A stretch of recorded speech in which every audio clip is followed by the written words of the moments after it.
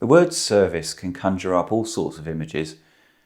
Maybe you think of someone in uniform, a firefighter or a nurse or perhaps a soldier. Maybe you think of volunteer work, perhaps like serving food at a homeless shelter. Or perhaps you think of it in terms of, say, customer service, or like a barista who gets your coffee in home cafe. But let's dial it back a bit. Let's go back to the mundane, the everyday acts that often go unnoticed. For example, the mother who wakes up in the small hours to feed her baby, the neighbour who mows your lawn just because they want to, or perhaps a colleague who always listens, offering a gentle word or a comforting shoulder. These are the unsung heroes, the everyday saints. And guess what? Service is at the heart of it all. Today's readings are like a masterclass in service.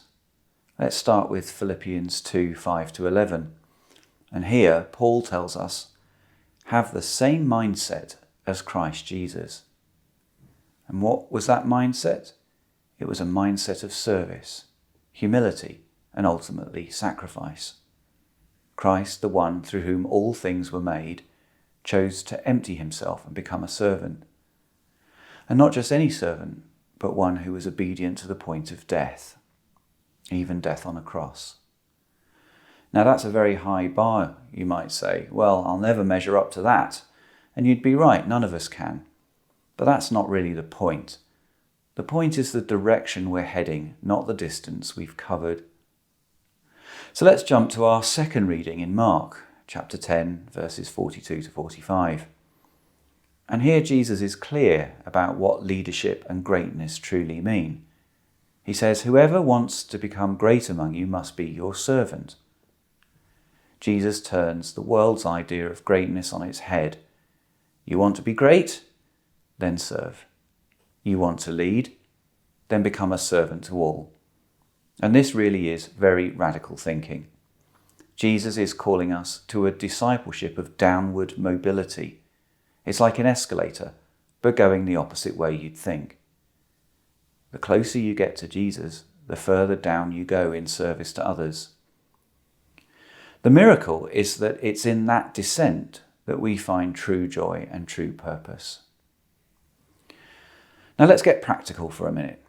How can we grow in service? Well, firstly, I think we start small. Think about your daily life.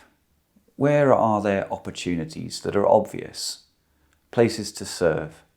Maybe it's doing a chore for a family member, or even just listening when someone needs to talk on the phone. Secondly, be intentional. Service isn't always spontaneous. Sometimes it requires planning. I know that in church the rota can be a source of inward groaning, but it helps to keep us intentional. Thirdly, look outward. We live in a selfie culture, but growing in service requires an outward focus. Let's look. Who around us needs help? How can we step outside our comfort zone and be Jesus' hands and feet? Fourthly, be humble. This is a big one. Sometimes we want to serve in ways that bring us recognition. But remember, Jesus washed his disciples' feet.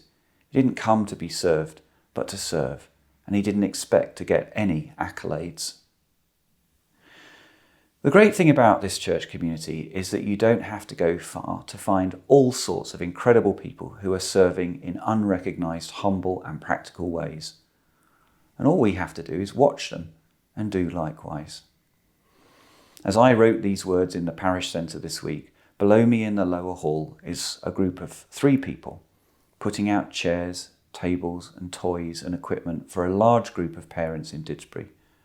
One of them was cutting fruit and making toast and coffee, and another welcoming the parents and their children, and the third playing with kids.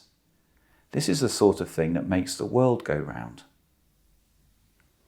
In closing, let's remember that service isn't something we do, it's something we are. It's not an action, it's an identity. We are servants because Christ first served us. And as we serve, we grow. We grow closer to God, closer to each other, and yes, closer to the people we were created to be.